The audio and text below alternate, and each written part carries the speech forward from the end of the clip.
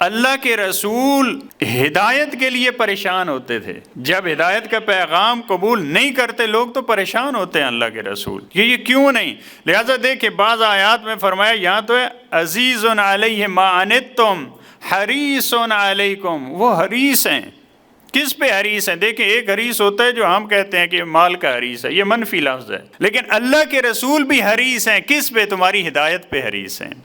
حرص کہتے ہیں اس آرزو کو، شدید آرزو کو کہتے ہیں جو انسان کے دل کو چیر دیتی ہے، اس آرزو کو حرص کہتے ہیں۔ یعنی اتنی محبت اور اتنی شدید آرزو تھی اللہ کے رسول کے دل میں کہ یہ ہدایت پا جائیں، یہ اسلام قبول کریں، یہ ایمان لے کے آئیں۔ لہذا بعض آیات میں پروردگار عالم نے فرمایا لعلک باخع نفسک الا یکونوا مؤمنین، قریب ہے کہ آپ کی جان نکل جائے کہ یہ مومن کیوں نہیں ہو رہے۔ یعنی اتنی دیکھیں رافت، اتنی محبت، کس سے؟ ہم اگر تھوڑا سا کسی کو کہتے ہیں، 2 بار کہتے ہیں، اگر کوئی نہیں مانتا ہم کہتے ہیں جائے جہنم میں۔ ہمارے ساتھ کیا ہے؟ ہمارا کیا ہے؟ اگر وہ گمراہ ہو رہا ہے، اگر وہ قبول نہیں کر رہا پیغام، اس کا اپنا عمل، ہم سے کیا ہے؟ لیکن فرمایا لعلک باخع، قریب ہے کہ تیری جان نکل جائے۔ پھر بعض آیات میں کہا کہ آپ کیوں پریشان ہوتے ہیں؟ انک لا تہدی من احببت ولکن اللہ یہدی من یشاء، آپ اگر چاہیں جس کو جتنا مرضی کوششیں کرتے رہیں یہ ایمان نہیں لائیں گے، آپ چھوڑیں ان کو۔ ایک یہ مرحلہ بھی آیا، اللہ جسے چاہتا ہے، خدا نے اگر چاہا تو ان کو ہدایت دے دے گا، آپ جتنی کوشش کرتے رہیں یہ ایمان لانے والے نہیں ہیں، لہذا آپ اتنی پریشانی میں نہ جائیں۔ لا يحزنك الذين يسارعون في الكفر، آپ کو محزون نہ کرے، غم زدہ نہ کرے ان کا کفر۔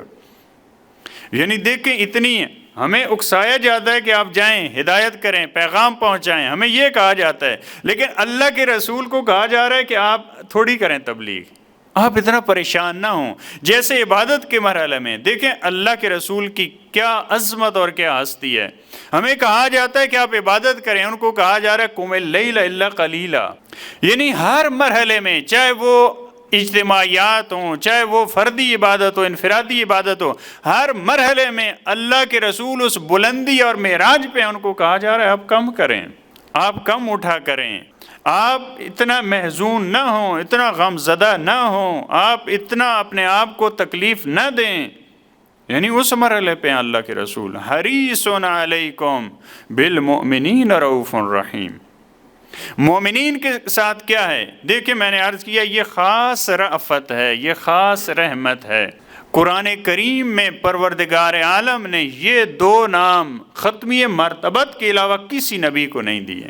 اپنے بارے میں استعمال کیا ان اللہ بالناس لرؤوف الرحیم، اپنے بارے میں پروردگار عالم نے یہ لفظ استعمال کیا، یہ نام اللہ کے نام ہے رؤوف الرحیم۔